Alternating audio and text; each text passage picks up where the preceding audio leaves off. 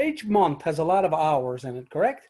Well, when you look at two of my favorite being this, I think that says a lot for your session here, and I really appreciate you having me. So thank you again. I got one that comes in at about 5 minutes, I guess, so I'll skip right to it. It's a true story about a talking mouse. Let that sink in for a second. So anyway, it's basically the story. You'll get there. You'll get there. I'll just start in. I call it Jerome. Now, old Skipper Bill hove off in his chair, listening to the stories and lies. Well, the young fellas talked about poaching moose and jigging a few fish on the sly. Well, each story told was more far-fetched than the one that came just before. Skipper Bill had enough. Said, listen now, boys, I got a fine tale in store. It was the early 70s, or was it my early 70s? I really can't remember that far. When I took my boat and went out on the pond, I figured I'd stay till dark. With me old bamboo pole and me tub of worms, I ventured a good ways offshore. It was just a small flat, but no motor at all, just the toe pins and the gunnels and oars. Well, a half dozen trout was all that I caught, but I really could not have cared less. With the water so calm and sun on my face, I figured it a good time to rest. Just the sound of the birds in the crisp morning air, the gentle wind rustling the trees, and a full day ahead to finish my catch, I decided to drift off to sleep. Then all of a sudden a shotgun blast, sure I nearly jumped out of my skin, and another one followed right after, and a voice yelling, shooting again. Then all of a sudden, out of the woods came a moose looking around for protection. Well, he looked all around, he looked up and he looked down like a CFA looking for directions. Well, the thought crossed my mind to grab the oars and head to the other side. When I looked around, I soon realized they were carried away with the tide. Then the moose left the shore and swam out to me, and here I had nowhere to go. And what his intentions were with me, I didn't think I wanted to know. But it wasn't what you'd think, though, at all, as I stared in the face of this moose. He seemed to say, buddy, I need some help. I said, yes, buddy, me too. Well, then with his rack, he took the painter in tow, and he dragged me safe to the shore. I said, well, boy, you just saved my skin, so I guess it's now time I save yours. See, I knew a shortcut back to the truck, and the moose followed close behind. When we got there, I motioned to the pan of the truck, and pretty soon in it he climbed.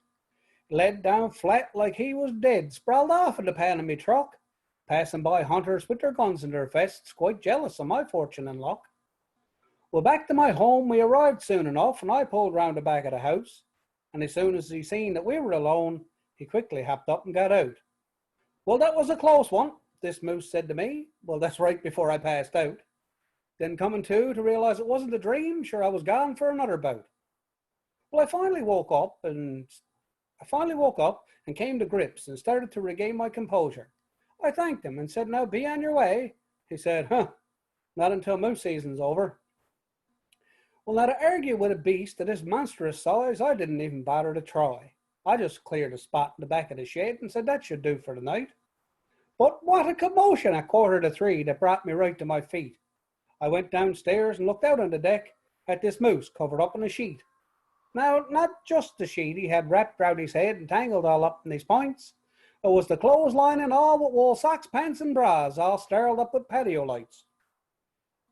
Well, he lowered his head and he apologized to me. He said, you mind if I came in the house? It was awful lonely out there in the shed. I promise I'll be quiet as a mouse. Well, I let him squeeze in. Perhaps a stolen thing to do. It's a good thing we got double doors. He wasn't stood up for a second and a half before he sprawled off on the hardwood floor. He looked a bit like Bambi on steroids. You know the way Bambi sprawled off on the ice? We finally got him up on the daybed, with the daybed now nowhere in sight. Next morning he was hungry and I didn't know just what to give him to eat. He didn't like bottles of sweet mustard pickles and he didn't like bottles of beet. I mean, moose are vegetarian, you see, so bottles of meat were no use. I couldn't give him bottled rabbit or tur, and well, heaven forbid bottled moose. And then with his hoof, he pointed out to the backyard. He said, I got a deal for you, Skipper. You won't have the mole for as long as I'm here. Just don't try to feed me them flippers. So with his diet sorted and lodging somewhat, for work I tried not to be late. Around break time I stopped to check the news.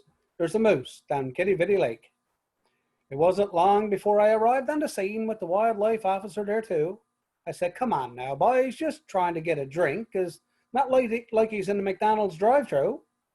Then after a while, we started agreeing and we figured out what would be best.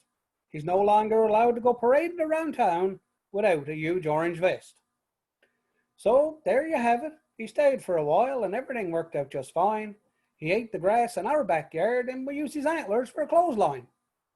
He went back in the woods when the hunters came out, but don't take it all ends there. He became a good friend of the family, and sure he comes back every year. Now the boys couldn't believe it at all. They thought Bill was on the juice. I mean, sure, there's no way in the world that this could be true. I mean, really? A talking moose? Well, Bill just smiled and looked at his watch. He said, I think it's now time I head home. For the last 10 minutes, my ride's been outside. There's a big bull moose named Jerome. Thank you.